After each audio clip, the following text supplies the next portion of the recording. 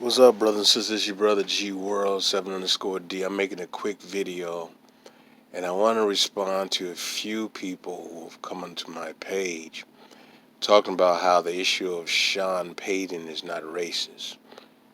And there's some brothers and sisters who really don't understand racism.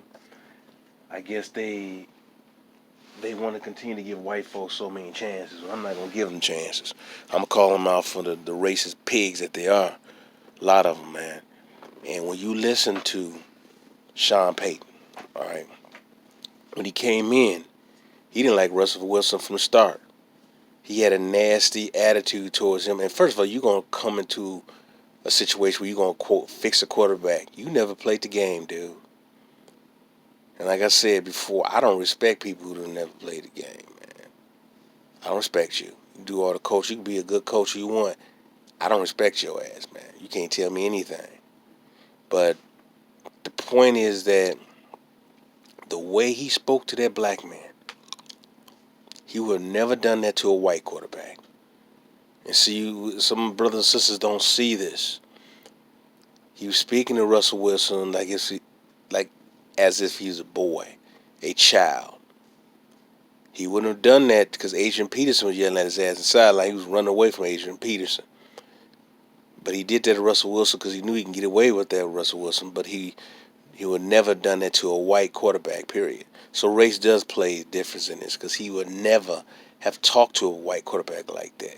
And then he's questioning his intelligence, talking about he can't pick up his offense or he's always trying to change the offense. Yes, they're trying to save money, but they also, the way they're treating him has racism to do with it because the Denver Broncos organization is racist as hell. So don't go there.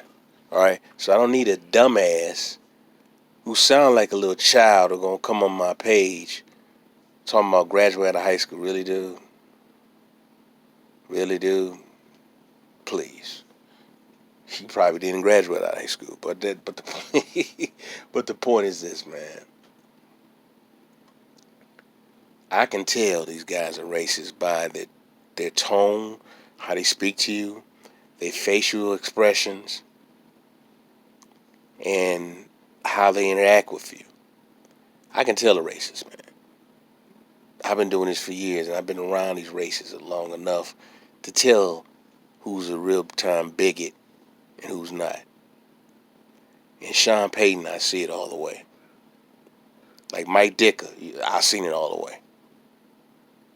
All right, Sean Payton, Mike Dicker in Chicago, you can tell all the way, man. John Gruden, you can tell these clowns where they come from, man. The type of people who they are. Mike Shanahan, I knew what he was. I can tell. And it's sad that some of our brothers and sisters cannot tell, or they're too busy trying to give them excuses for these white folks. I'm not giving you no excuses. I'm not going to forgive you for the crimes you've done. All right, I'm not one of them Negroes who are going to forgive and forget. I will never forget. I will never forgive. I'll see you as the beast that you really are. So don't come on my page talking about how this is not about race. See, that's what a lot of you clowns do. You like to deflect. You like to deflect from the truth. And instead of facing the truth, you deflect. But then you quick to believe and quick to accuse a black man when he gets into an altercation with a white woman. A white woman yells that she's been raped or sexually harassed. You quick to believe her, even though there's substantial proof that white women have lied historically in this country on black men for black men to be tried and lynched. White women have been known to lie on black men. So when I hear something when it happens with a black man and white women, I take it with a grain of salt because most white women cannot be believed. Yeah, I said it. I said it. So don't come on my page telling me that this doesn't have nothing to do with race. Because at the quarterback position, the black quarterback is still questioned. C.J. Stroud was questioned. Does he have the intellectual fortitude to play quarterback? Look what he's doing. Geno Smith was questioned. That does he have the smarts to play quarterback? See, they always, when you hear this draft come up with the black quarterbacks, they're going to start knocking them. They're going to know, oh, look at Michael Penix's throwing motion. Oh, look at Caleb Williams. He's a crybaby. You know, all this mess. Try to find some little thing to knock this black quarterback down while they build up these overrated white boys like Justin Herbert and Drake May coming out of North Carolina. You see this and you hear this all the time. Like I said, I've been listening to this for years, and I've been studying this for years. And I don't need a child life cave boy coming to my page telling me who and what, or telling me that I don't know what I'm talking about, which I do. But it's sad that many of our people don't pick up on this. Like I said before, I'm not forgiving your ass for your crimes. You're never going to be forgiven for me. I will always see you as the beast. Period. And like I said, when it comes to a white woman and a black man, I know the majority of the time a white woman is lying. Like Bill Cosby, those women, I didn't believe them women. But unfortunately, you got many of these Negro celebrities, I guess they did some tap dancing, put in their tap dancing shoes to try to get another movie gig. But I'm going to tell you this now. When you see a white man yelling at a black man like that, and that's a future Hall of Famer, yelling at him like that, he's talking to him very disrespectfully, and he's talking to him as if he is beneath him and he's a boy. And what Sean Payton did, he showed an aggressive form of racism. Like the brother on TV said, he's a thug. And that's what he is. That's what Sean Payton is, a thug. He showed an aggressive form of verbal lashing, of a verbal form of racism in his tone, the way he treated Russell Wilson. He would never have done a white player like that. And race does play a difference, because he would never have done that to a white quarterback, particularly a white quarterback that has a Super Bowl and that has plenty of all-pro seasons. He would never have done that, period. He would never have done that. So race does play a difference in this, period. I have no respect for that man. He will be fired in a few years, maybe next year. But the brothers are smart. Don't go there. Don't go play there. So don't come on my page telling me about this has nothing to do with race. Yes, a lot of it has to do with money, but don't get it twisted. He would never have spoken to a white quarterback like that, period. Never told, when you have a white quarterback kissing babies like Drew Brees probably did, which he did do in New Orleans, kissing babies, been friendly with people. Russell Wilson's doing that. He's been a right, outstanding person, and you still have something negative about him because you do not want to see a positive image of a black man. You pathetic devil. But you continue to show who you really are to me. See, I can see a wolf wearing sheep's clothing. Because to me, you're nothing but the image of the devil with the pitchfork. Because I see right through you. So don't come telling me anything that doesn't have nothing to do with race. Damn near everything in this country has to do with race. Period. It has to do with race.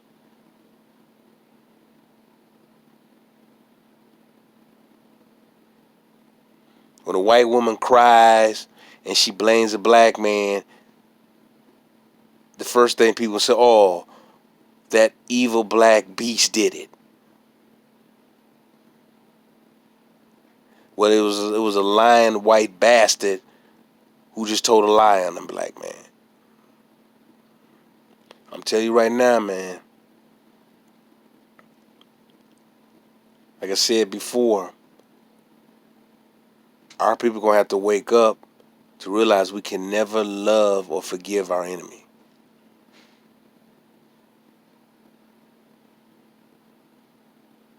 And I could never love and forgive my enemy. That's never going to happen for me.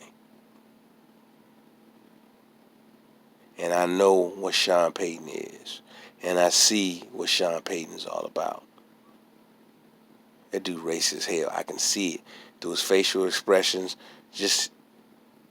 I can pick up on things. And that's one thing I can pick up on. Oh, he's a racist as hell, man. Period. But you know what? I really think the guy's a peon and a loser. And I see him for the bitch that he is. That's what he is.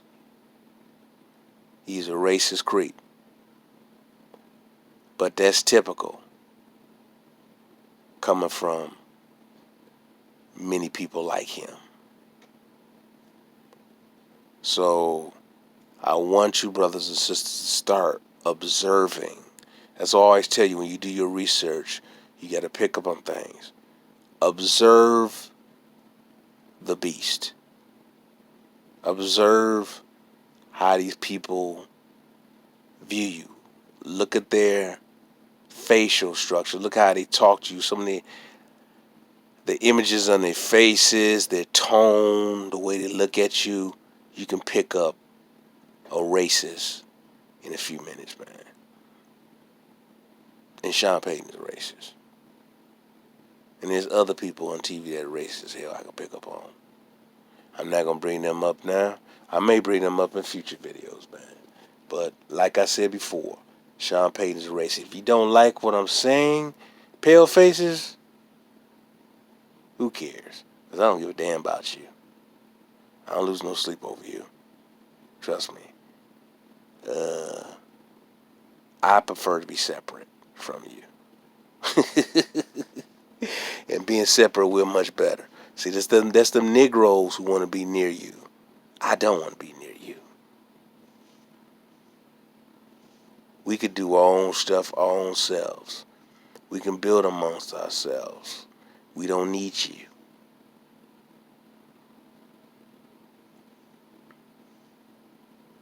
See, when some of us talk about separatism, then you same racist pricks get mad because you're afraid that when we do totally separate, that where's your entertainment gonna come from? What ideas, information, or great inventions that you can get and steal from? No, we do need to be separate from you clowns. Because that's the best thing we can do.